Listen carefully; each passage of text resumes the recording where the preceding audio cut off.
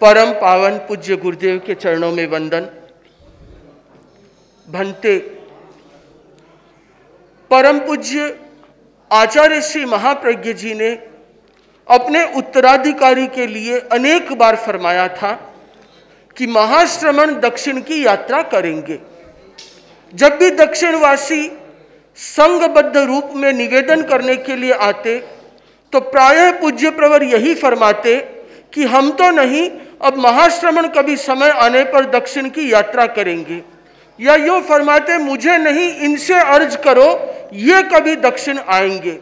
तो गुरु के उस एक इंगित को रखने के लिए आचार्य प्रवर ने बहुत शीघ्र ही, आचार्य बनते ही विदिन 1 ईयर एक तरीके से कहूँ, या 1.25 साल बाद ही दक्षिण भारत की यात्रा करने का निर्णय स्वीकार किया।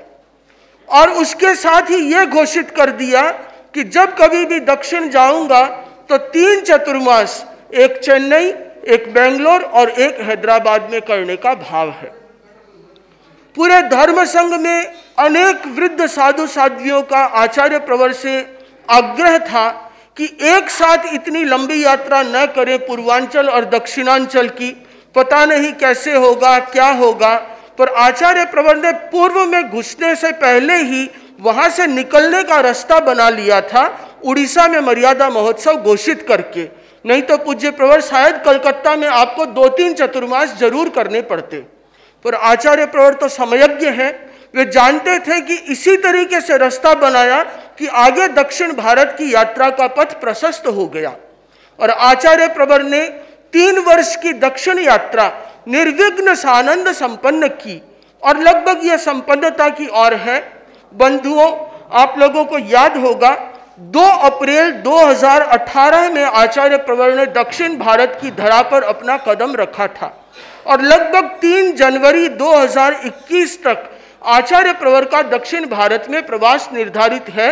तो यो दक्षिण भारत के 1008 दिनों की यह यात्रा है। आचार्य 1008 गुणों के धारक होते हैं, और वे 1008 स्त्री संपदा से युक्त आचार्य श्री महाश्रमण जी ने दक्षिण भारत में 1008 दिन का प्रवास किया है या करने वाले हैं। दक्षिण के 6 राज्य हैं, और 6 राज्यों की यात्रा आचार्य श्री ने की है। चाहे वो आंध्र प्रदेश से प्रारंभ किया, तमिलनाडु, पांडिचेरी, केरला, कर्नाटक और उसके बाद तेलंगाना, और तेलंगाना से पुनः आंध्र प्रदेश में ही दक्षिण भारत की यात्रा समापन की ओर होगी। पूर्वी भारत के सारे राज्यों में आचार्य प्रवर नहीं पधारे, पर दक्षिण का एक भी राज्य ऐसा नहीं है कि जहां आचार्य प्रवर ने अपने पावन पदरज से इन्हें पावन न किया हो, और एक भी राज्य ऐसा नहीं है जिस राज्य ने आचार्य प्रवर को स्टेट गेस्ट के रूप में घोषित न किया हो। दक्षिण भारत वह धरा है जहां पे आज भी भारत की संस्कृति जीवित है, क्योंकि जब भी भारत के ऊपर में आक्रमण हुए तो वे लगभग उत्तर भारत को ही झेलना पड़ा। तो उत्तर भारत की संस्कृति में, धर्म में यदा कदा अनेक जगह परिवर्तन देखा जा सकता है, पर दक्षिण भारत उन सब प्रभावों से वंचित रहा। इसलिए आज भी यहाँ में कला, संस्कृति, स्थापत्य, यहाँ पे धर्म के अवशेष, मंदिर आदि प्रचुर मात्रा में देखने को मिलते हैं। और जब आचार्य प्रवर ने तमिलनाडु, केरल, कर्नाटक की यात्रा की तो ऐसा लगा कि जैन धर्म का किसी समय में यहाँ पे स्वर्णिम अतीत रहा होगा। और दक्षिण भारत की धरा एक ऐसी धरा है जिसमें समुद्र भी है, पहाड़ भी है, जंगल भी है तो बागान भी है, और लोगों की भक्ति भावना यहाँ इस रूप में है कि समझ में आता है कि आचार्य भद्रबाहु ने दक्षिण भारत को क्यों चुना था, या ये समझ में आता है कि साधु साध्वियां दक्षिण में आने के बाद में जल्दी से उत्तर में जाना क्यों नहीं चाहते। यहाँ आने के बाद लगता है पूज्य प्रवर ये एक साताकारी क्षेत्र है, मौसम यहाँ का सुहावना है, यहाँ के लोग धर्म पारायण हैं, तो इस क्षेत्र में यदि लंबा प्रवास हो, कम से कम 50 वर्ष का गैप तो नहीं होना चाहिए। दक्षिण भारत में यदि प्रवास हो तो यहाँ पे काम करने की संभावना बहुत है। एक चीज जरूर है कि यहाँ की भाषा से हम लोग अजान हैं, तो यहाँ की भाषा के जब अक्षर देखते हैं तो वो जलेबी जैसे गोल गोल दिखते हैं, और कुछ कुछ राज्यों की भाषा तो इमरती की तरह और भी लिपटी हुई दिखती है। तो यदि भाषा का ज्ञान हो जाए, तमिल, कन्नड़, मलयालम, तेलुगु आने लग जाए, तो फिर दक्षिण भारत के जैसा राज्य अपने आप में काम करने की दृष्टि से एक विलक्षण राज्य है। आचार्य प्रवर एक ऐसे आचार्य हैं जिन्होंने दक्षिण भारत में इतने बड़े धर्म संघ के साथ में इतनी लंबी यात्रा की है।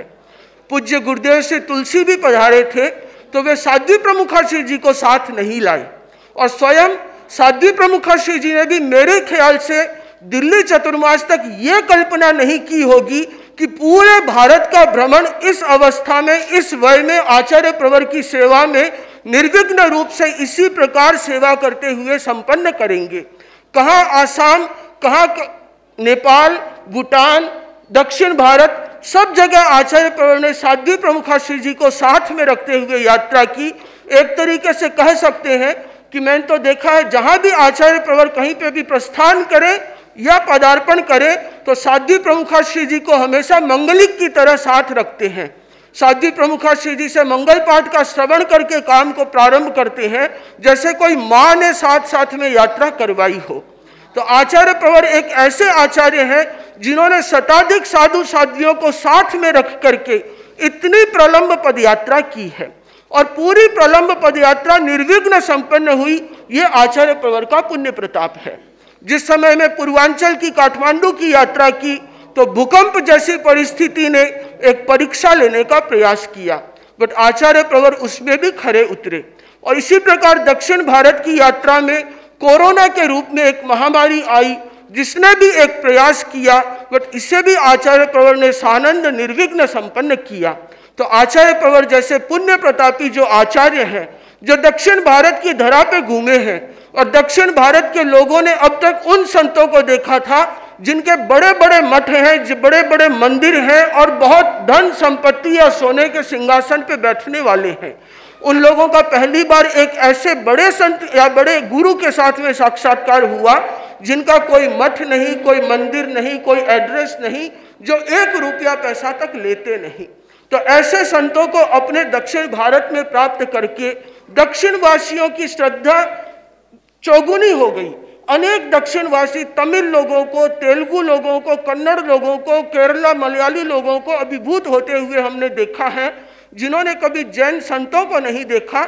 उस चर्या को सुनकर के वे अपने आप को गदगद महसूस कर रहे थे कि हमें एक ऐसे पुण्य प्रतापी आचार्य के दर्शन हुए जो आज भी भारत की ऋषि परंपरा को उसी रूप में अक्षुण्ण बनाए हुए हैं। तो आचार्य प्रवर की यह दक्षिण यात्रा संपन्न होकर के अब छत्तीसगढ़ की और मध्य भारत की ओर प्रवाहित होने वाली है। तो संत चरण गंगा की धारा जहां जहां जाती है वहां वहां पावन पवित्र करती रहती है। दक्षिण भारत में उत्तर की भारत की तरफ से गंगा आई जिसने पूरे दक्षिण भारत को पुण्य किया। मंगल कामना।